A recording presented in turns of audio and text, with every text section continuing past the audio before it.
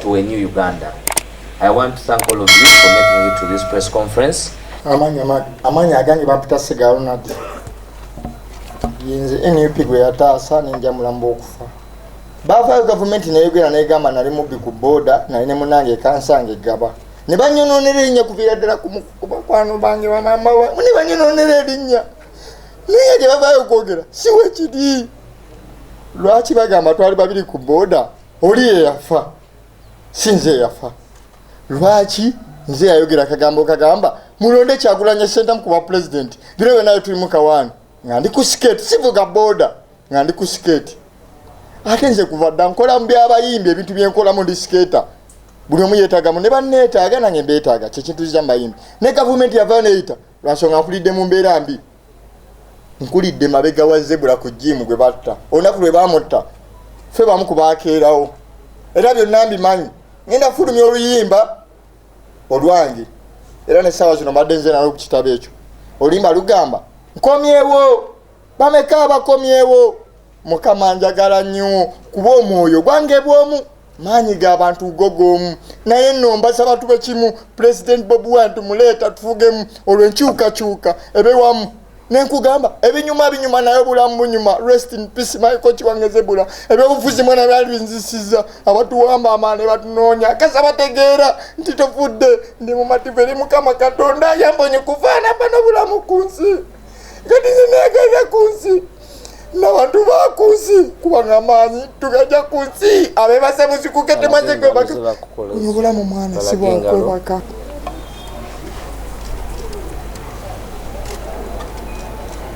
Engalo zino muziraba tezaali wezo. Abasajja mu luvannyuma lw'okuntuusa eri bambuuza Ssentamu Kyagulanyi Ssentamu mumanyinga ati nembaga bane sina kye mumanyiko mumanyinga muyimbi.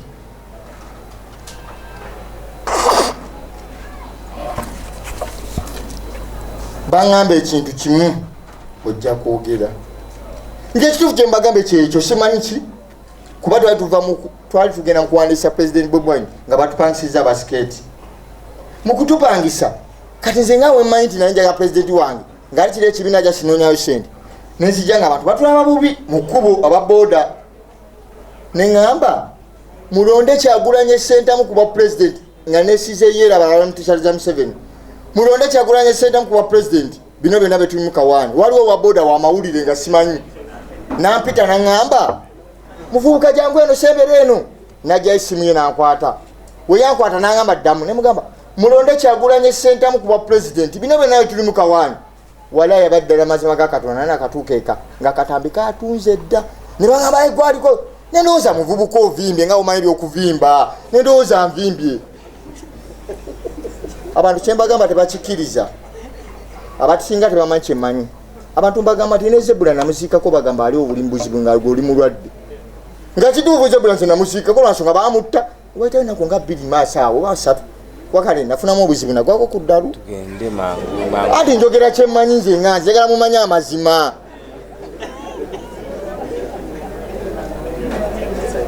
Tugende ku ngalo.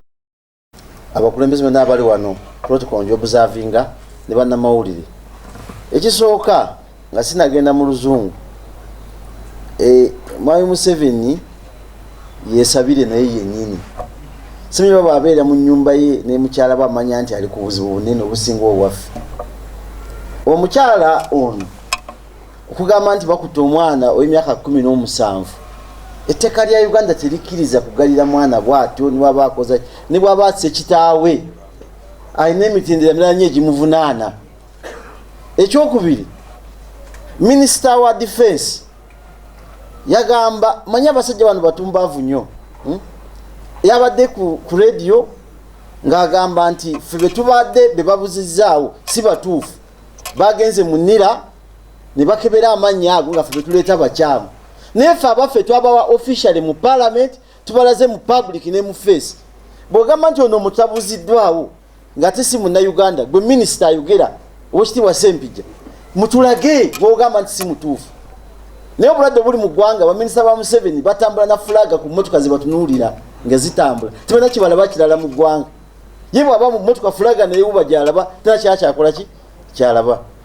Ekintu ekiri mu ggwanga kituzizaayo kyatuzaayo dda naye njakwebaza nnyo Mr. President ekkatala lye tukola nga National Unity Platform okununula abantu bano naye tewali muntu yenna yeetaba mu kuwamba bantu yeetaba mu kubatulugunya atagenda kuwoza misango nga ye ng'omuntu.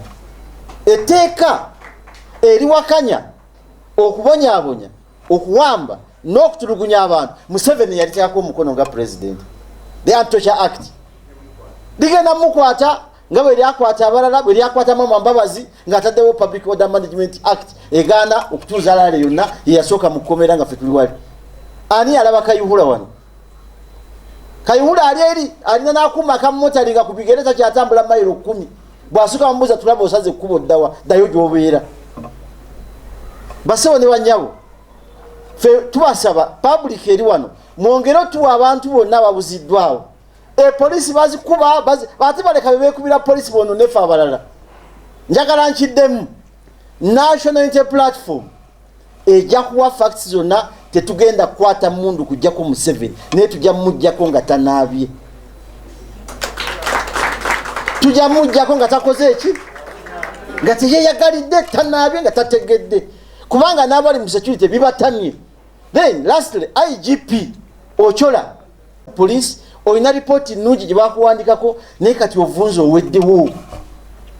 Vaayo oyogere. Kayindo Tafiire yagambye tasobola kukwata abantu batamanyi bamanyi bakutte be baani.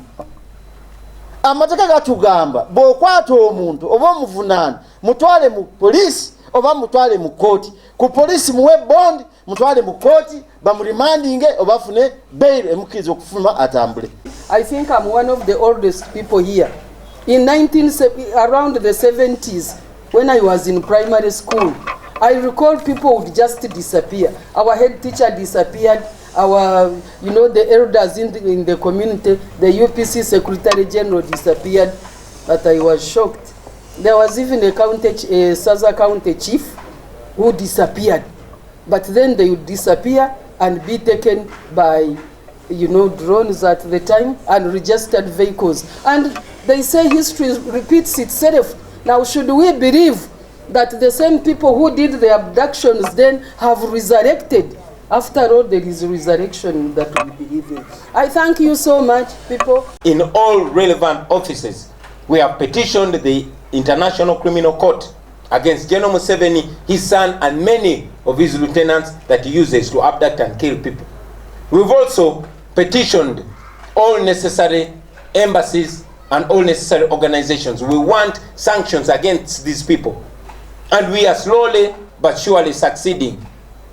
It was the work of we, especially our diaspora chapters, to get sanctions against Abel Kandiho, who was the commander of CMI back then.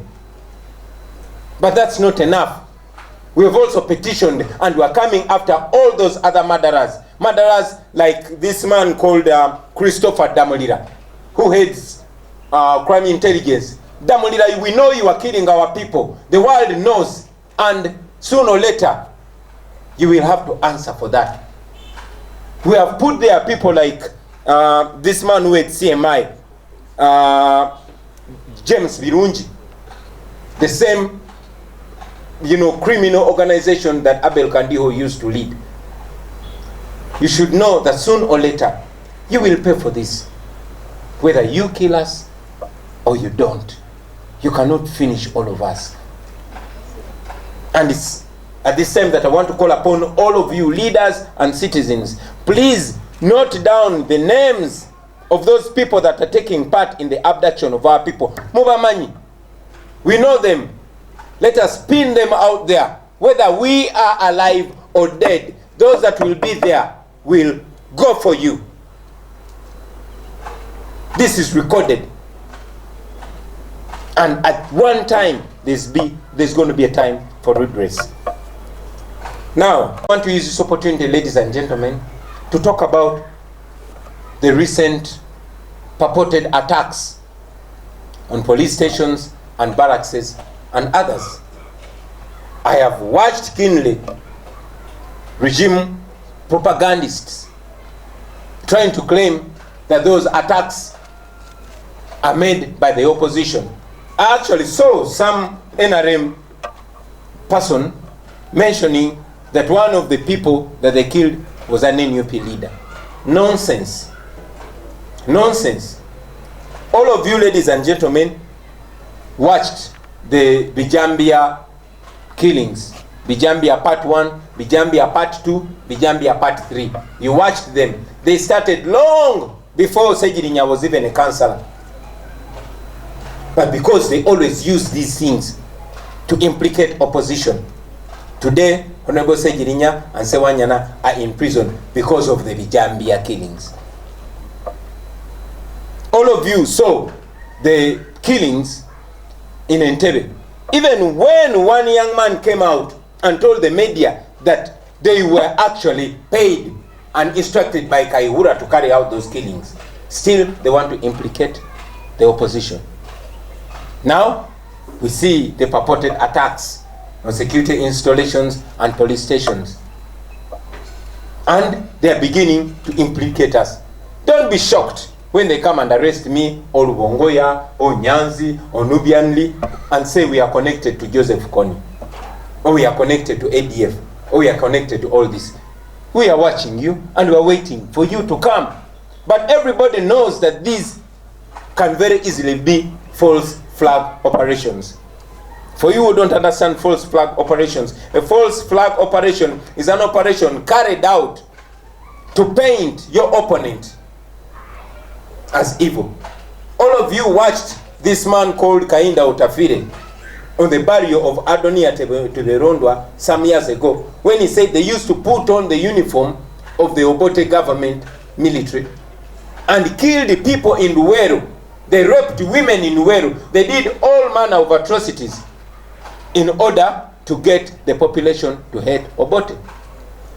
These are rebels, ladies and gentlemen. These are the same rebels. The only difference is now they have a lot of money and they put on suits. But they're the same rebels under the same rebel leader called Museveni. These are the same people. So we cannot be fooled, mister. The world cannot be fooled. This can very easily be you. And we know that we have facts about you. All of you remember the so-called PRA rebels that were attached to Dr. Kizza Besigye, and he was arrested and kept in prison. What happened to that case? What happened to PRA? We are watching you. You can put all that nonsense on us, but we are telling you, one, we are non-violent because we don't believe in violence like you murderers. But number two, we are unequivocal about our mission. Our mission is to remove you, Museveni, from power using constitutional and peaceful means. Me, Stephen, w'emyaka 22 naye bamuwambye wamu ne Jamshid Kavuma tanaba akulabikako. Abo nno be batono betusomyeko basebo ne bannyabo, naye nga bawambiddwa bangi nnyo. Buli lunaku Human Rights Desk yaffe receiving a report ey'abantu be bawambye. Abamu abafuna omukisa ne babata nga babatulugunyiza, babatiisatiisa ne bagamba temugeza ne mukyogerako, ne batiisa famire zaabwe zikyogerako. Abamu basenguse ne badduka n'ekisimu zaabwe ne bazikyusa, abalala ne badduka mu ggwanga. Bangi nnyo bimulaba betwogerako bebo abagumu aboogera ku bizibu bye bayiseemu. Tubasaba muveeyo mukate amaloboozi gammwe ku maloboozi g'abaana Uganda bonna. We've been clear about this. Represent the people. Reflect the voices of the people. Reflect the real issues of the people. Today our issue is not electricity, although it's an issue too. It's not health, it's not education. It is staying alive. It is the right to stay human beings. It is human rights. So we want them to major on majors and minor on minors, to major on the plight of the people they represent.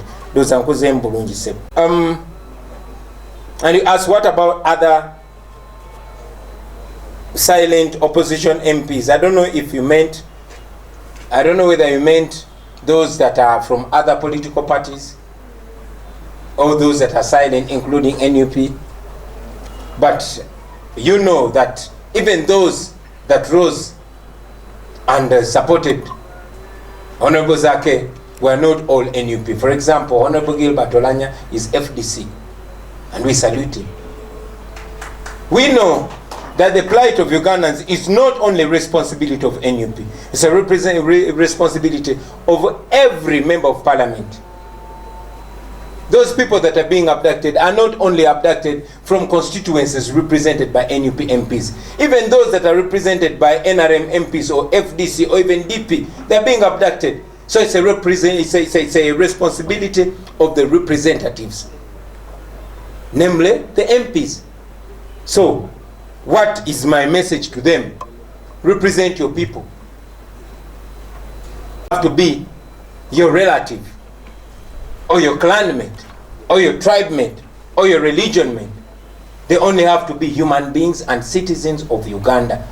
And if you don't stand when an injustice is being done to one Ugandan, be sure one day it will come for you, and there will be nobody to stand for you.